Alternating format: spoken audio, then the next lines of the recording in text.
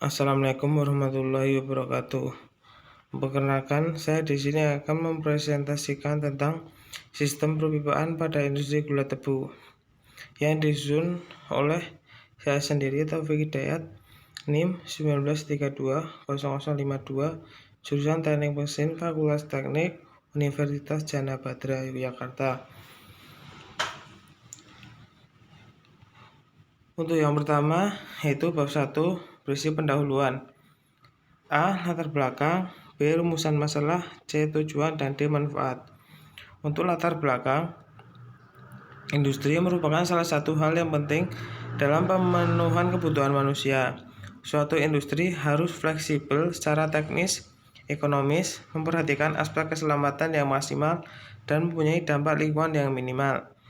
Dengan memasukkan pertimbangan aspek lingkungan, akan dapat dihasilkan suatu industri yang tidak hanya lebih ekonomis, tetapi juga berwawasan lingkungan. Konsep industri berwawasan lingkungan sangat penting untuk diterapkan mengingat daya dukung alam semakin menurun dibandingkan pertumbuhan industri yang begitu cepat. Sebagai contoh, kawasan ekologi industri berbasis industri pengolahan tebu menjadi gula. Untuk rumusan masalah dalam makalah ini adalah: pertama, bagaimana aliran proses pembuatan gula tersebut berkaitan dengan sistem perpipaan. Adapun tujuan dari makalah ini adalah: pertama, mengetahui proses pembuatan gula tebu dari bahan baku sampai siap dipasarkan. Kedua, mengetahui kasus atau permasalahan yang sering ditemui di sistem perpipaan industri gula tebu. Untuk manfaat yang akan diperoleh dari makalah ini adalah: pertama, dapat mengetahui aliran proses pembuatan gula tebu.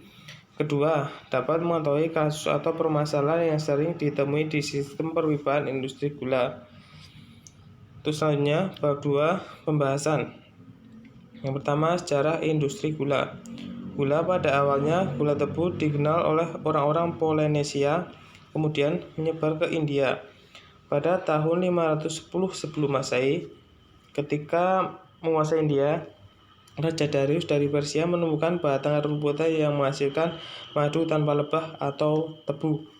Seperti halnya pada berbagai penemuan manusia lainnya, keberadaan tebu sangat dirahasiakan dan dijaga ketat, sedangkan produk olahannya diekspor untuk menghasilkan keuntungan yang sangat besar. Rahasia tanaman tebu akhirnya terbongkar setelah terjadi ekspansi besar-besaran oleh orang-orang Arab pada abad ke-7 sebelum Masehi. Ketika mereka menguasai Persia pada tahun 642, mereka menemukan tanaman tebu yang sedang tumbuh dan kemudian mempelajari cara pembuatan gula. Gula dikenal oleh orang-orang Barat Eropa sebagai hasil dari perang salib pada abad ke-11. Para prajurit yang pulang menceritakan keberadaan rempah baru yang enak ini, yaitu tebu. Gula pertama diketahui tercatat di Inggris pada tahun 1999. Abad-abad berikutnya merupakan periode ekspansi besar-besaran perdagangan Barat Eropa dengan dunia timur, termasuk di dalamnya adalah impor gula. Itu yang B, pengertian gula. Menurut istilah, gula merupakan jenis karbohidrat yang digunakan untuk pemanis. Gula termasuk karbohidrat sederhana sebagaimana madu, buah-buahan, dan susu. Karbohidrat sederhana karena gula adalah sumber energi tetapi bukan sumber energi utama. Gula diambil dari nira tebu, bit gula, aren, dan kelapa. Sumber lain yang menghasilkan gula adalah anggur, umbi, serta jagung yang sering diolah menjadi gula alternatif. Proses menghasilkan gula terdiri dari rangkaian pengolahan, diantaranya pemerahan, pemurnian, penguapan, kristalisasi, putaran, dan pengemasan. C. Pengolahan gula. Proses menghasilkan gula dari bahan baku tebu terdiri dari rangkaian perubahan fisik dan kimiawi. Tahapan-tahapan tersebut secara luas dapat dilihat dari diagram aliran atau biasa disebut diagram PFD dan P dan ID sebagai berikut. Ini adalah contoh diagram PFD dan P dan ID dari industri gula tebu.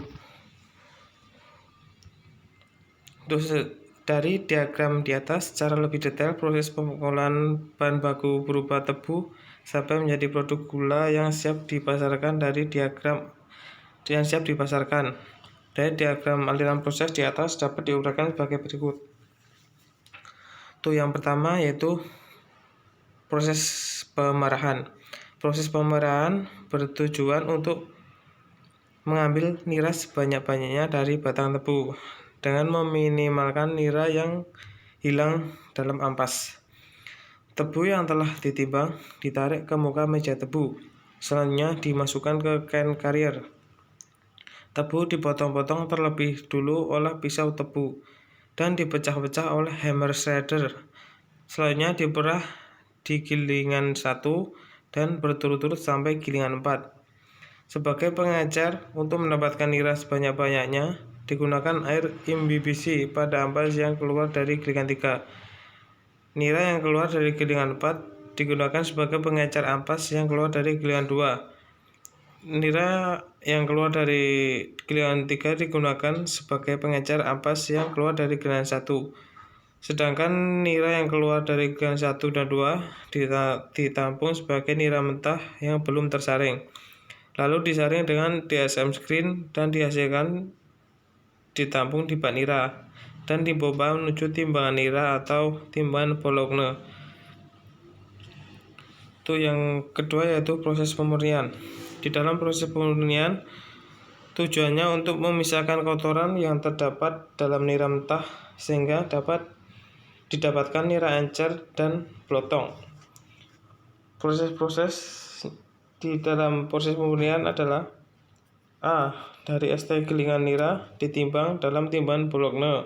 Setelah itu menuju ke juice heater 1 dan dipanasi sampai 750 derajat Celcius. Selanjutnya menuju ke proses defekasi dengan ditambah susu kapur di defekator 1 jumlah pH lebih dari 8,5. Untuk defekator 3 jumlah pH-nya 9-9,5. Selanjutnya dilewatkan di sulfitator tower dengan ditambahkan gas SO2. Lalu masuk ke reaction tank untuk menyempurnakan reaksi. Selanjutnya dipanaskan di juice heater 2 sampai suhu 105 derajat Celcius.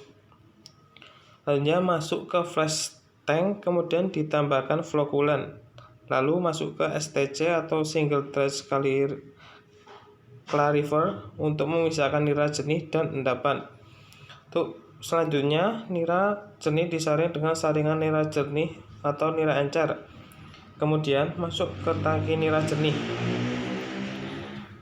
Selanjutnya endapan nira kotor masuk ke tangki nira kotor dan dipompa ke mixer dengan ditambah ampas halus. Untuk hasil filtrat dikembalikan lagi ke bak NM tertimbang. Proses terakhir, blotongnya dipergunakan sebagai pupuk organik dan tidak dibuang. Ini adalah gambar diagram proses pemurnian. Untuk proses yang ketiga yaitu proses penguapan.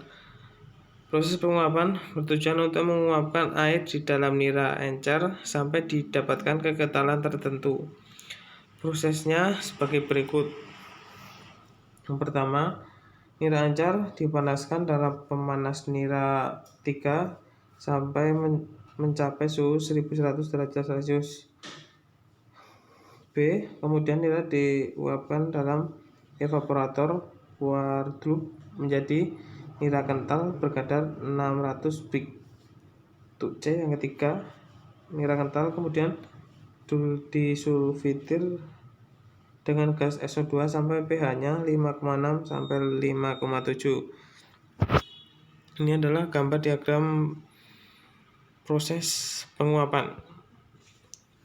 Yang proses keempat yaitu proses kristalisasi. Proses kristalisasi bertujuan untuk menguapkan air yang terdapat dalam nira kental dan membentuk kristal gula dengan diameter sesuai standar dengan kehilangan gula dalam tetes sesedikit mungkin. Prosesnya menggunakan sistem masakan 3 tingkat.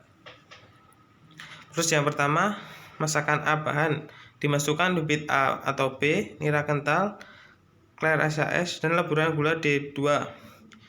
Untuk masakan B bahan, dimasukkan bibit A atau B, strop A plus nira kental plus clear SAS plus leburan gula D2. Untuk masakan D bahan, dimasukkan bibit D, strop B, clear D2, dan strop A. Yang terakhir, dari pan masakan masuk ke palung pendinginan. Ini adalah gambar diagram dari proses kristalisasi. Untuk selanjutnya yaitu proses putaran dan penyelesaian. Proses putaran dan penyelesaian bertujuan untuk memisahkan kristal gula dengan larutan gula atau strop, menekan kehilangan gula yang terikut tetes sesedikit mungkin.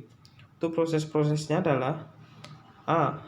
Gula A dan gula B dicampur dalam mixer dengan clear SAS untuk memaksimalkan pemisahan strop yang masih menempel pada kristal. Selanjutnya diputar di putaran SAS. Hasilnya adalah SAS dan clear SAS. Untuk B, gula dilewatkan pada talang goyang yang dihembus udara. Di dalamnya juga dilengkapi saringan kasar dan halus. Itu yang C, gula normal dimasukkan ke dalam karung, sedangkan gula kasar dan gula lembut diproses kembali. Selanjutnya, gula SAS dimasukkan dalam ruang karung dan ditimbang. Yang terakhir, gula yang ditimbang dimasukkan ke gula yang ditimbang dan dimasukkan ke dalam karung, dimasukkan ke dalam gudang gula. Untuk studi kasus, industri proses pembuatan gula tebu melewati tahapan-tahapan yang berbeda. Dari satu proses ke proses yang lain terjadi pada peralatan mesin berbahan logam. Tidak terkecuali dengan jalur sistem perpipaan yang menghubungkan peralatan atau mesin tersebut. Peralatan mesin atau perpipaan yang terbuat dari logam memiliki potensi korosi terlebih nira sebagai bahan mentah gula memiliki kondisi asam. Pada industri gula, perpipaan yang digunakan sebagian besar pipa tertutup, yaitu untuk mengalirkan nira, strop, air, uap, dan masakan. Sistem perpipaan inilah yang rentan terjadi korosi karena laju dari fluida yang besar dapat menyebabkan erosi pada pipa. Kasus korosi pada pipa banyak disebabkan oleh kasus gesekan dengan aliran fluida. Maka pencegahan korosi yang pertama adalah dengan memilih bahan pipa yang anti korosi. Jika kita ingin memilih pipa untuk industri, kita harus memilih bahan pipa yang anti korosi agar awet dan tahan lama. Selanjutnya, pembuatan rancangan bangun. Rancangan bangun yang meminimalkan belokan pada pipa yang berbelok.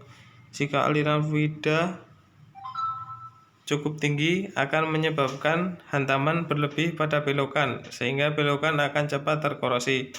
Selain itu, sebisa mungkin belokan pipa dibuat tidak begitu tajam. PT Pacific Agro Sentosa melakukan perawatan dan perbaikan peralatan mesin, termasuk sistem perpipaan secara berkala, yaitu ketika pabrik ini tidak musim giling. Yang terakhir, bab 3 yaitu penutup. Untuk kesimpulan, berdasarkan proses dan studi kasus yang penulis sampaikan, dapat diambil kesimpulan bahwa perencanaan proses yang tepat harus dilaksanakan agar tidak mengakibatkan skema masak menjadi keliru. Jadi ketika kita sedang melakukan proses perencanaan, kita harus benar-benar berhati-hati. Material seperti bahan baku habis, nira kental basi, sumber daya manusia seperti pekerja tidak mengindahkan aturan dalam SOP, dan mesin seperti terjadi kerusakan alat, contohnya seperti ban jebol dan pipa pecah. Untuk saran, berdasarkan dari kesimpulan, maka penulis ingin memberikan saran-saran sebagai berikut. Apabila suatu keadaan ekonomi pabrik gula telah stabil dengan profit yang berlebih, PG Tasikmadu bisa menambahkan peralatan atau mesin lebih mutakhir agar proses bisa berjalan lebih cepat, dan kualitas gula yang dihasilkan juga akan semakin terus meningkat sesuai permintaan pasar. Mungkin itu saja yang dapat saya sampaikan. Jika ada salah kata, saya mohon maaf. Wassalamualaikum warahmatullahi wabarakatuh.